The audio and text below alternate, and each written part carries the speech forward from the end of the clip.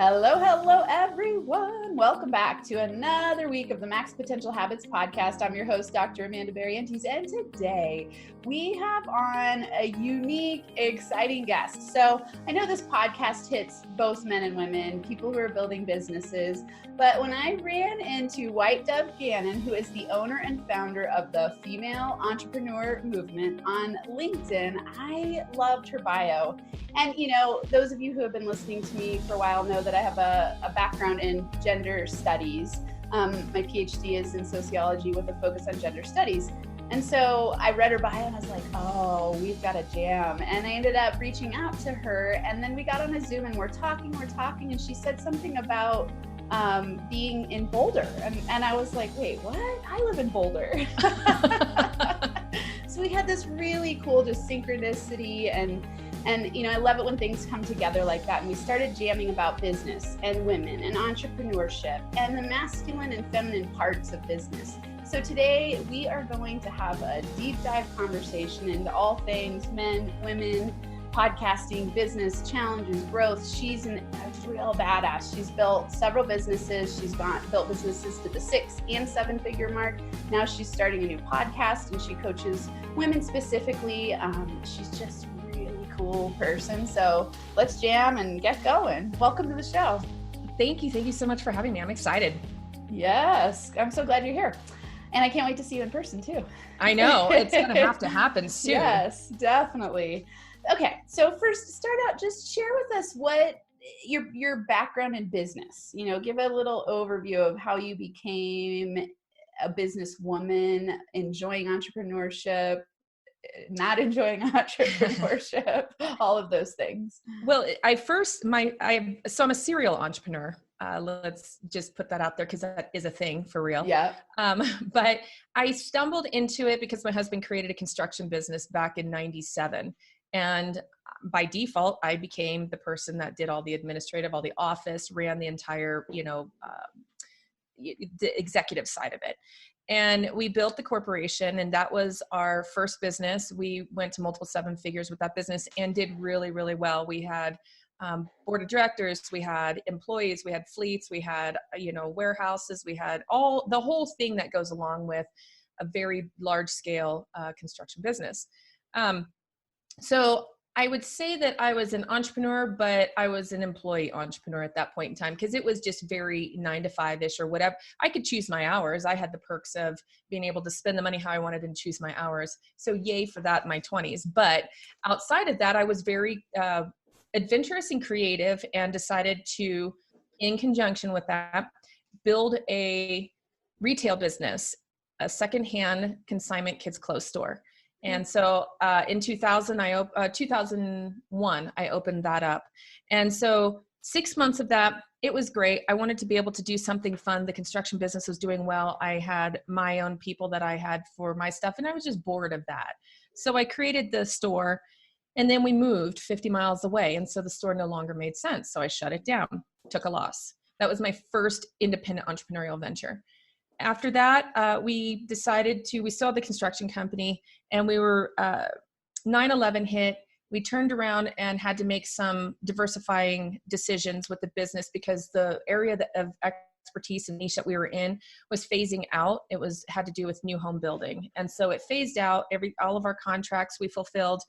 And we got into a really cutthroat side of the construction industry and did not love that because that's the part that we couldn't be creative and we couldn't have the relationships. It was just a whole different beast.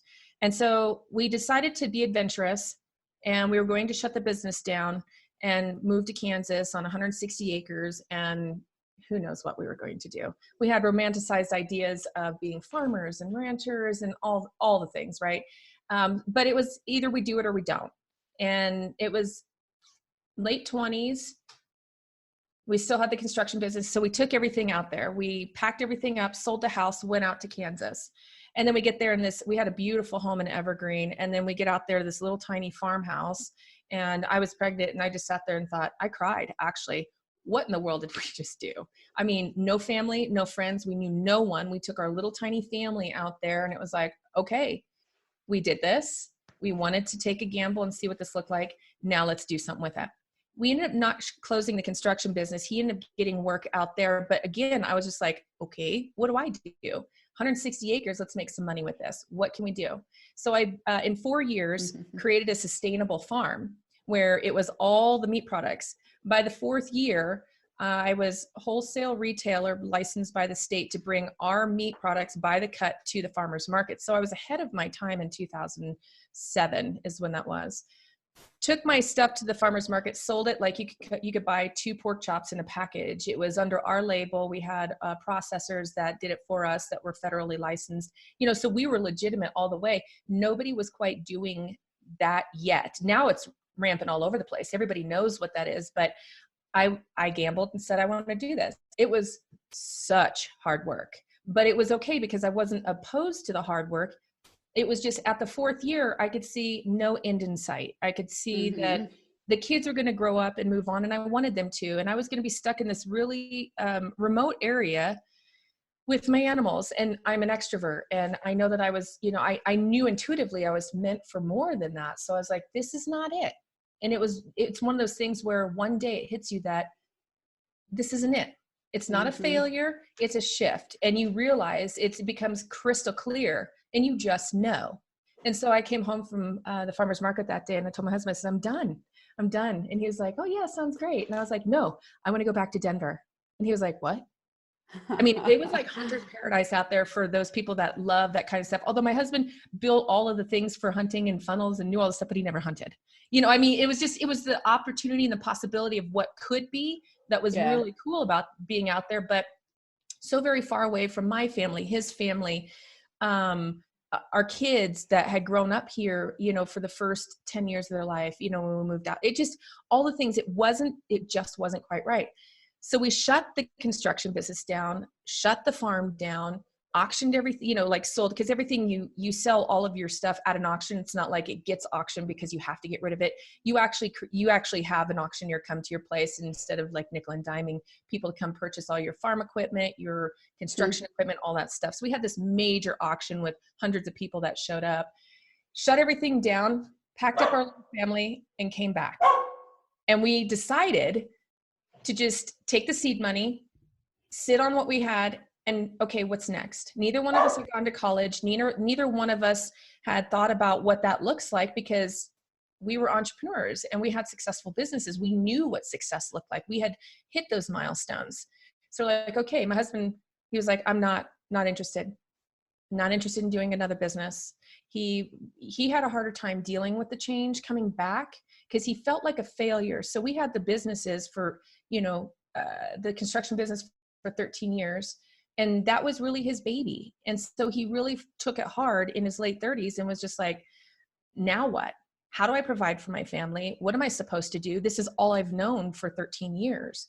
And then prior to that, he had a partner in the same joint venture, same business type in a different town. And then when we had shifted for his business. So he had been doing this for 16 years. And that was really kind of a hard thing for him to accept because he didn't know where to start. He actually went entry level to a job. And I just said, okay, you can go to college or I can go to college, but I think it'd be great if one of us did.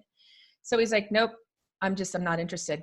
Because he was really at that low point, at a point in his life where he's just like, I'm not invested. And so I did.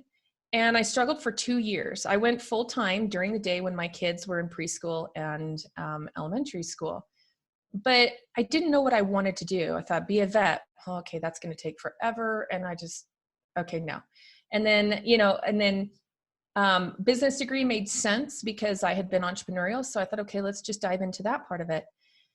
Once I did that, I fought being an accountant because I had done all the back office stuff. I knew all of it. I could do it, operational accounting, like the back of my hand. I knew it, but I didn't want to get a degree because I didn't want to go work in someone's cubicle, crunching the same numbers over and over and over. So I fought it for 3 years. Finally, I decided to be smart and go ahead and embrace that degree. And so as I was doing that in my 3rd and 4th year, this little business started cropping up and I said, okay, I'll make something of it because people were coming to me for their operational accounting. A lot of solopreneur women, and this is when remote bookkeeping, remote accounting was just starting to become a thing. And so I was like, okay, sounds good. So fast forward to that, I ended up making a whole business out of it and hit 6 figures very, very easily with that because there was a need there, obviously. But I hated it. In 2018, I wanted to blow it up. I was taking time from my kids. I wasn't even spending the time with them. I had no desire to build it out with employees to try to be in the, I didn't even want to be in the accounting world. I wanted something more creative.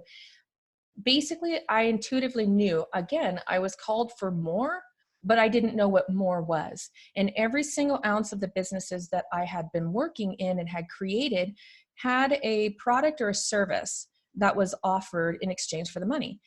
So I had this done for you service. I had a mentor coach of mine, and she asked me one day, because I told her, I said, I hate this. Everybody was like, you're successful. You're doing so well. Oh my gosh. You're like, this is awesome. And I'm thinking inside, I hate it. I hate this. I don't even care how much money I'm making. I hate it. My clients were amazing. I loved them. They were so sweet. They were the best of the best. But I was like, it's not them, it's me. So what is wrong with me? What am I not seeing?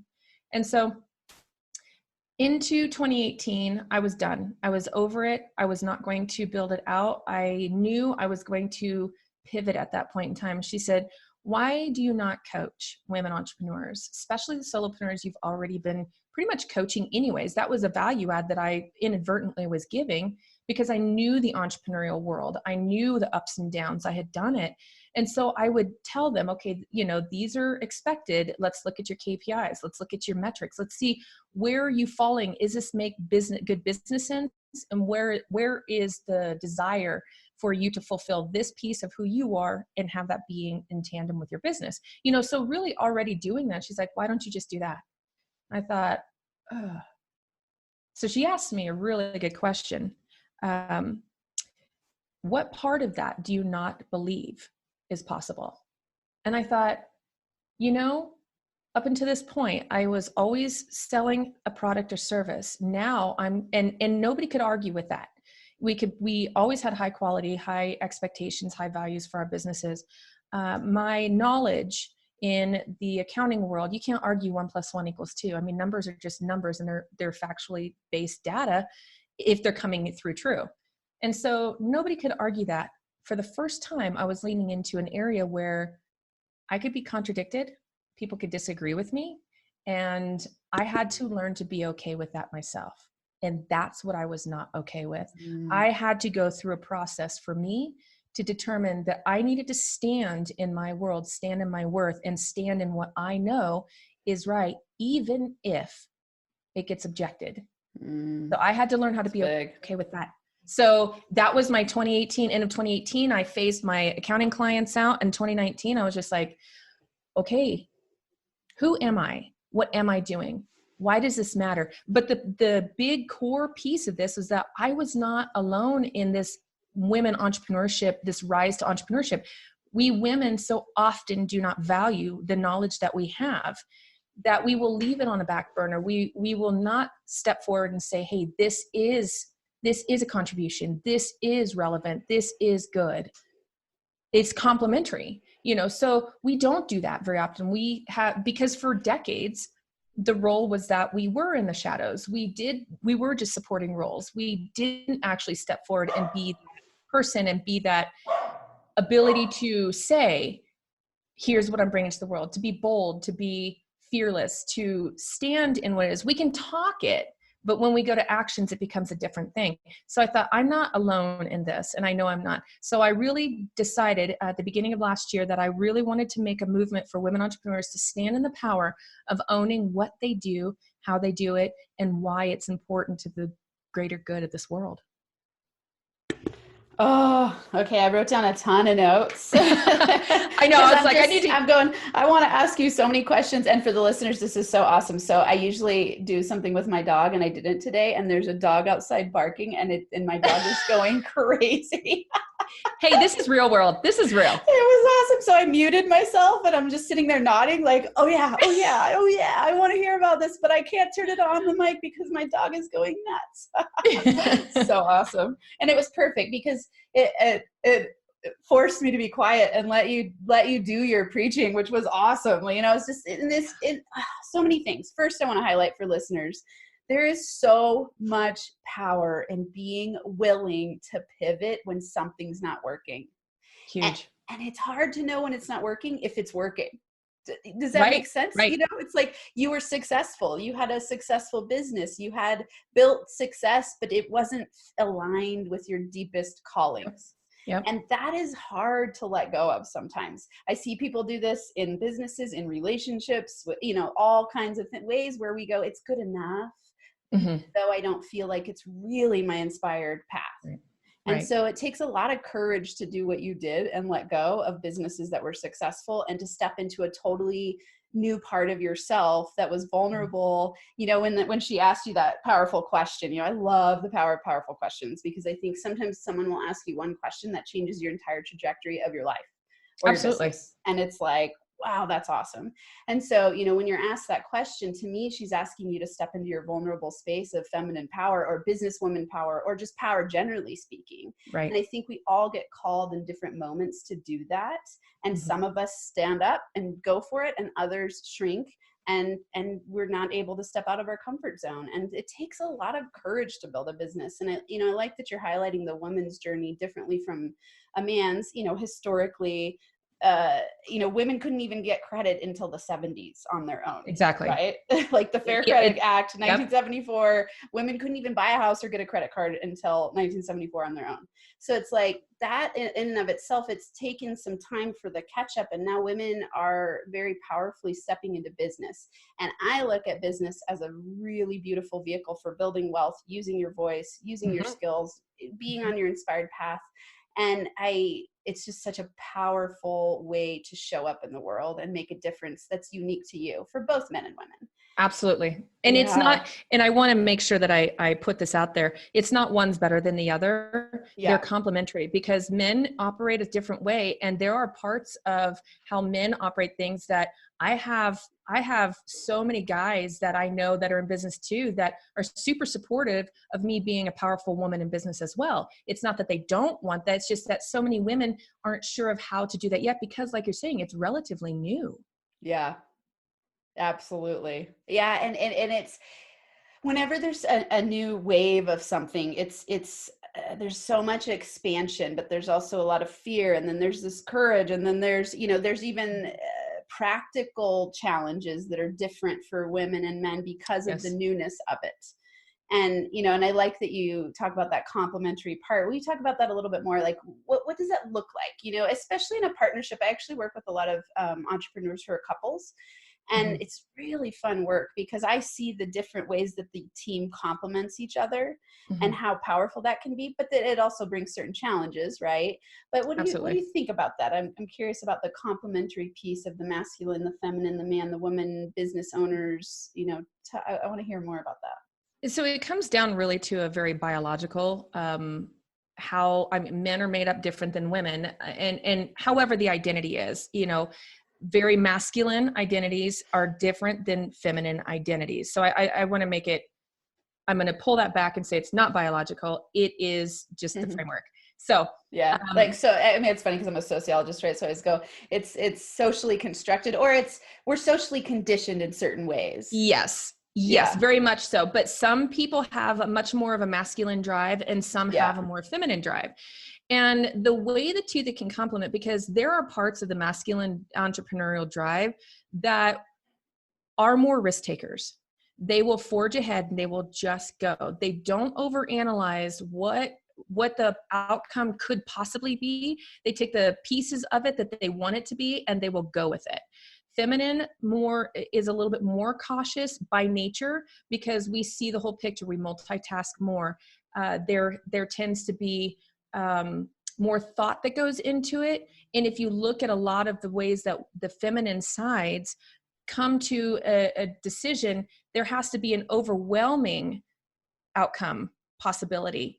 And yet with the masculine, it doesn't have to be nearly as much. So what happens is, if you can bridge the two, if both can, and there are masculine entrepreneurs that only can drive a certain way. And those are kind of the ones that are too old school to even have the conversation. I mean, they just look at me and say, well, yes, it's, anyways, it gets crazy. And I don't even want to get into the conversation of that because it would steer off of too far here.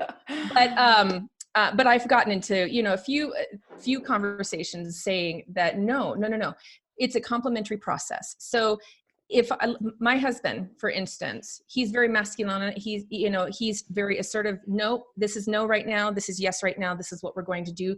And then he'll say, "Why to quit overanalyzing, quit overthinking, quit short selling yourself, because you already have the contribution. You already have these things in place. Go ahead and move forward with them." So I've learned that as a feminine entrepreneur, that I do have a tendency from trying and failing, and I'm putting air quotes around it for people that can't see it, but trying and failing, trying and pivoting, trying and shifting, all of the things, and not getting caught up on I didn't achieve or I didn't succeed so much that I can be a risk taker. I have learned to be a little bit more of a risk taker, and that has helped me move into that vulnerable spot. And so with that, though, I do believe the masculine frameworks can have a higher tendency to be risk takers out of the gate a little bit sooner. We have to realize that by standing up and owning what we're doing, we're going to have to take a risk. We're going to have to take a risk of being seen. We're going to have to take a risk of being vulnerably, disagreed with. We're going to have to take a risk on all of these emotional components that fall in place with it, as well as who we are, and be okay with that. So we're going to have to do the inner work to be okay with that. Whereas the masculine side of it doesn't have to quite do as much because it's just inherent in the framework. Yeah. Oh, so many good conversations. I have this guy I did a podcast with. He does a 12-hour marathon on Facebook every week. I'm like, ooh, let's do a 12-hour conversation here. I know. You and I knew it when we first talked. We're just like, wow. It's so fun because to me, it's so powerful. First, I mean, what you're highlighting in my mind is how each and every one of us have a blend of masculine and feminine. So yes. Sometimes we want to pretend like, oh, I'm all masculine or I'm all feminine. No, it's a spectrum, right? And I think I work with a lot of men, and I think part of the reason is because I actually show up, my energy is pretty masculine. Like I'm a high drive, high risk taker, like all these parts that are really masculine, but I look pretty feminine, and I can blend the two really well. And I love to play with those energies because I think it's so powerful to hold a space for people in different ways based on their masculine and feminine energies, and then I look at in men, I think the men who aren't high drive, they tend to beat themselves up. And the women who aren't, women who are who have maybe more masculine traits that are stereotypically masculine can beat themselves up too. So, and then when you bring relationships together, or you bring people in business together, that's all going on under the surface as well, right? So I'm always thinking about the way that we construct our businesses and balancing it out, and that complementary piece of who do I call upon to help me balance out those parts of myself so that you can be, I don't want to say more whole, because you're whole, whether you're, let's say if you use like you're 75% feminine and 25% masculine, you're whole. Loving yourself as you are is part of my whole drive to help people be authentic in themselves and really stand in their power and what's their inspired path. But thinking about these things to me is like, it's a really abstract conversation, but it's also so powerful in the way that we show up in our businesses and in the world. So that's what came when you said all of those things in my mind. Think of it this way. If you look at a corporate setting, a business setting, any C-suite executive, you are encouraged to be, in order to have a good culture and in order to drive the business forward to success, you're encouraged to hire for your weaknesses. To compensate for those. So what that essentially is doing is that executive is taking stock somehow, whether through coaching, whether through mentorship, whether through personal development on their own, however that is, and analyzing without being critical who they are, where their gifts are, where their strengths are, and where their lean spots are. And so then complementing those, because they're the visionary, they're the person that is going to drive the ship or drive the car. Which one is which, right?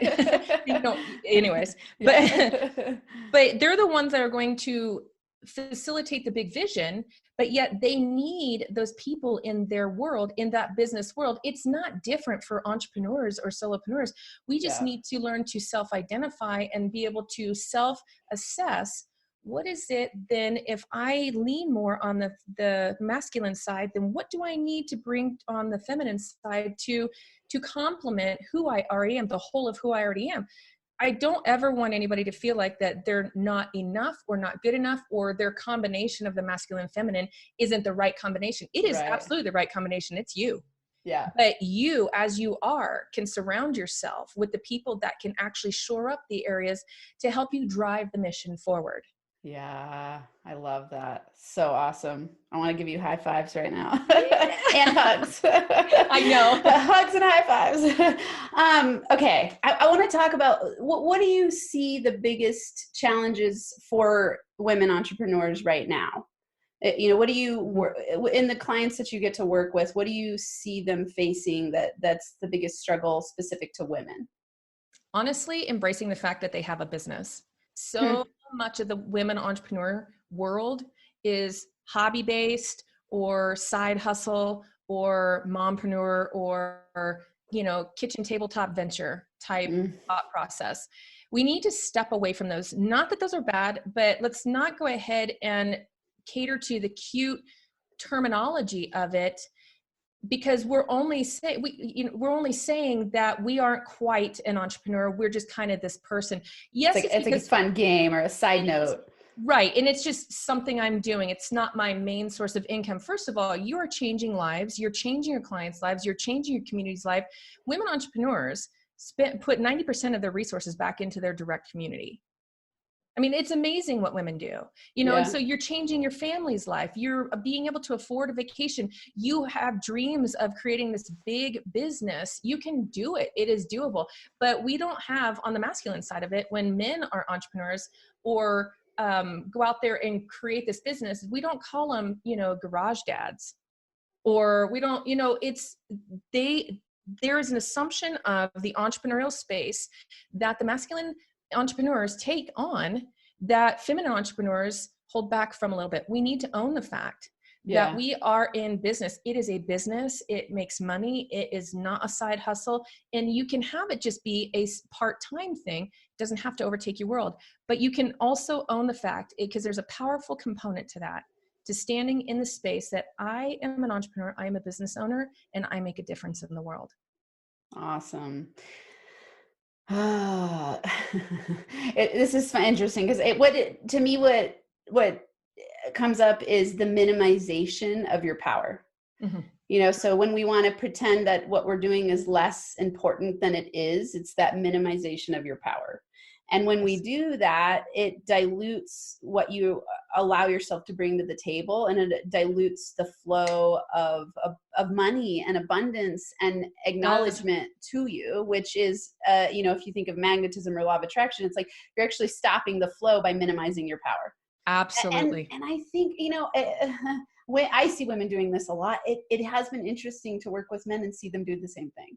I think when people step into the entrepreneurial space, if it's new for them, it's scary. There's a lot of fear that is involved, self-doubt, wondering if you can do it, deciding when to put on the entrepreneurial hat. Like what you're saying, you go like, really the hardest challenge is just deciding that it's a business, and deciding that it's a serious business, and deciding that you can do it. And it's, you got to have that entrepreneurial mindset. And women struggle with that more, I think, because the spotlight hasn't been shined on them in certain ways. Right. And now it's like, let's step into the light and bring our full power, everybody, and especially women, because the door is open and the opportunity is there. So who are you going to allow yourself to become and be and project yourself as in the entrepreneurial space? And that space, that door, that space can only be filled by you. Yeah. I mean, nobody else can fill that. So until we want to step into it, then we are not actually, we're leaving a hole somewhere, because we know internally, because women do have an intuitive piece to it. Actually, I think a lot of entrepreneurs in general have a sense of vision and intuition, because if they don't have it right out of the gate, they will actually figure that out. But the first step that I would say in order to start claiming that ownership is to stop saying I have a side hustle and start saying I have a business. Even if it's Yes. making $500 a month, doesn't matter. You have a business. Own it, Yeah. because there's a power in that.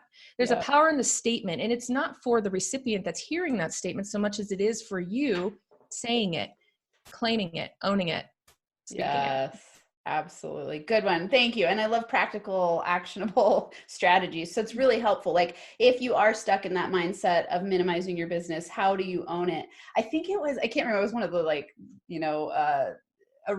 the personal development and growth conversations around like when you step into something, speak about it as if it is instead of what you're building or what you're moving toward. It's like, okay, here, yeah, I'm a powerful businesswoman. Yeah. Absolutely. Like, how does that feel different than I'm trying to build a side hustle, or I have a side hustle. It's like, I'm a powerful business owner. Yes. Right. Like it feels completely different and you project yourself differently. So that's a great actionable tip. What's another one? What can you think of when women are stuck in that space, or people, entrepreneurs generally, when they're stuck in that space of minimizing their business, fear that they can't do it, self-doubt about where they're going? Do you have another tip that you could offer listeners?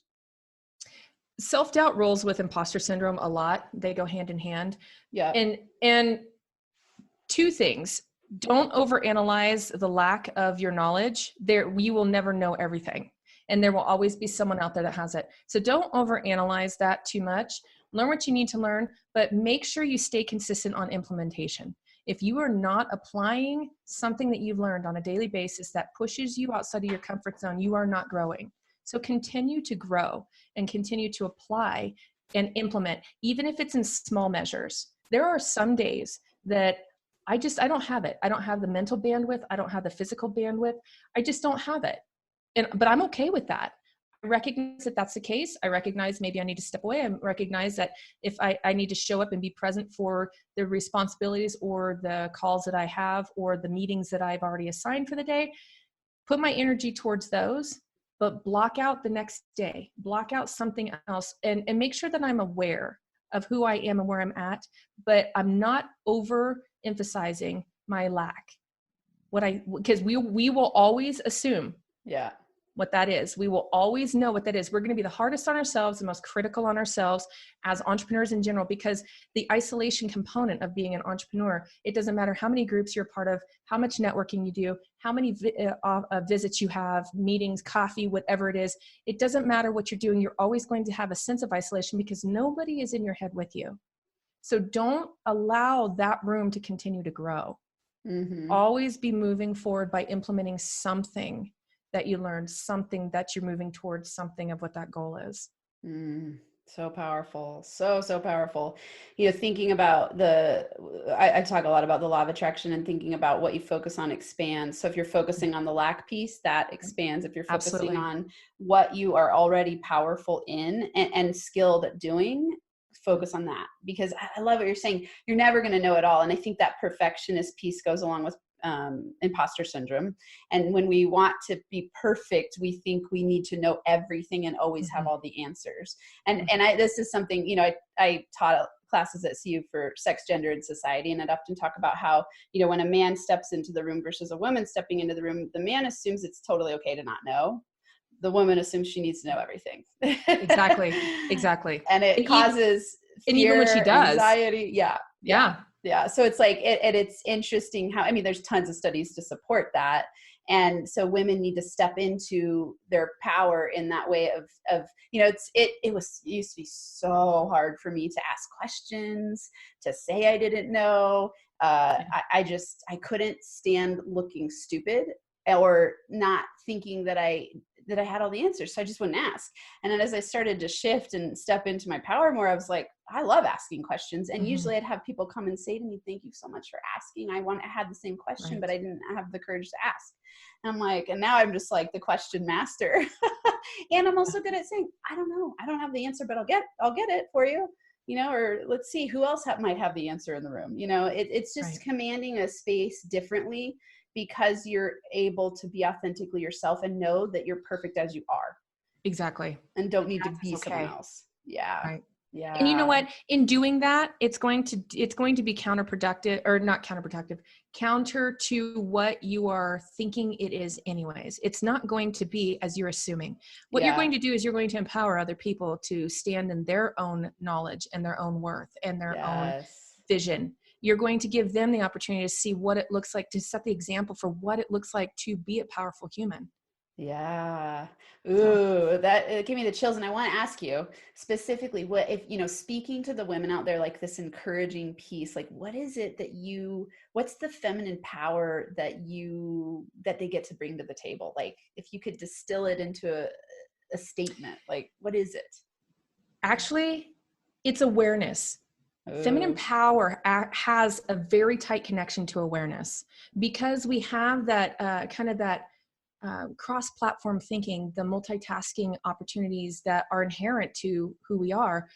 We are able to also come with an awareness. So without coming into something thinking we need to know everything, come into it fully aware and fully present, because then we will be able to answer specifically. We will be able to assist how we were meant to.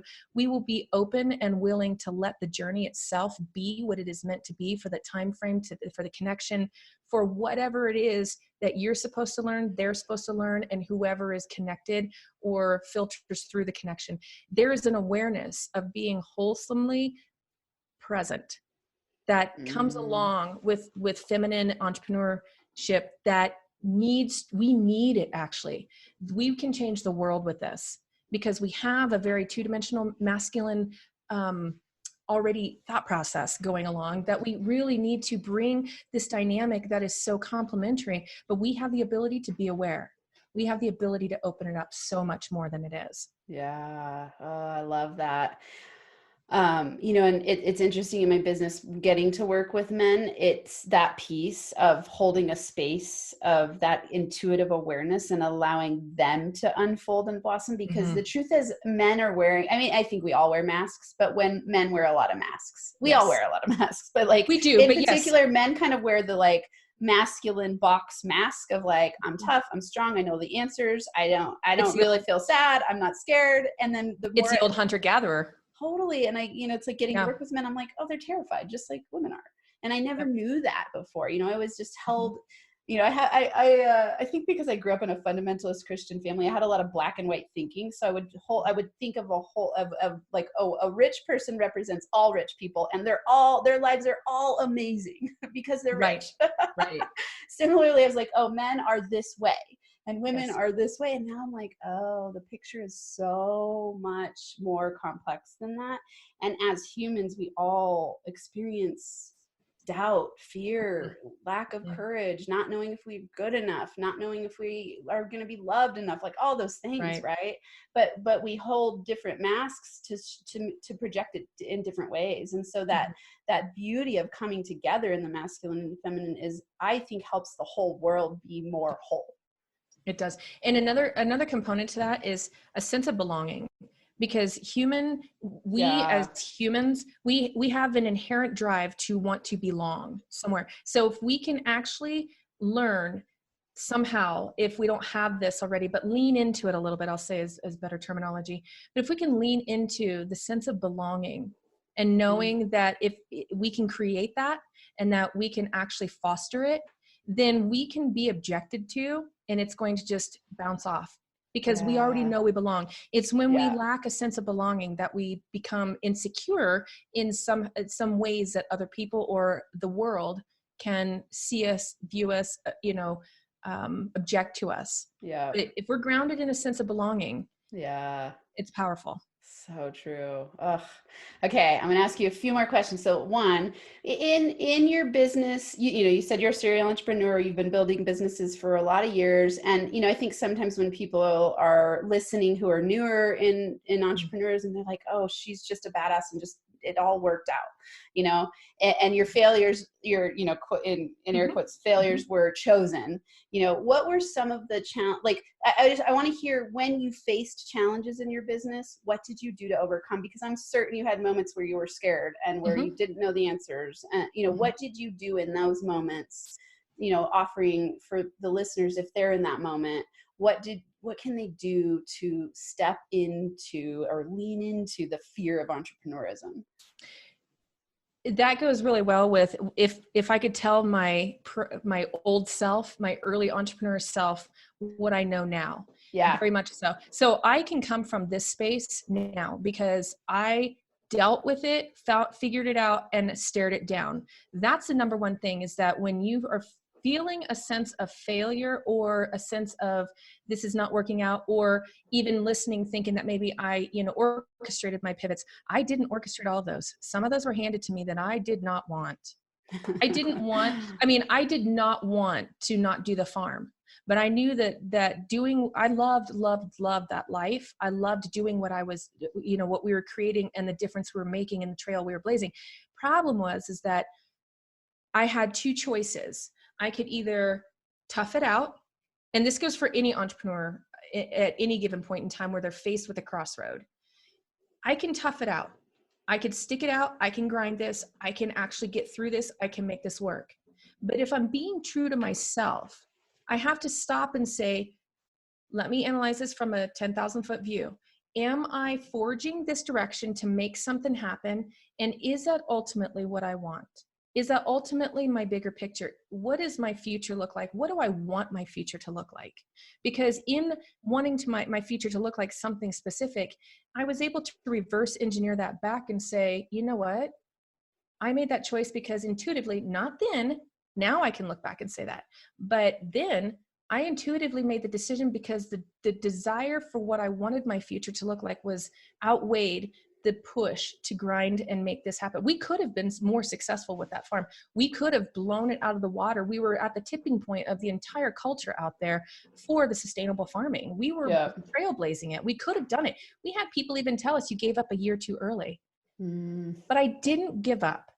I knew that ultimately was not going to be the end of my life. I mean, it's not as an end my life type scenario, but that was I'm not going to ride into the sunset with that. There was more, and I didn't know how to find more, but what I knew is that more was not right here. Mm-hmm. And I'm okay to look at that even in ignorance and say, I don't even know what the heck I'm going back to Colorado for. I don't even know what we're going to do, how we're going to do it. I had no idea. And it was scary as crap. I'll tell you that. It was scary. We were staring down an entirely new life in our mid to late 30s.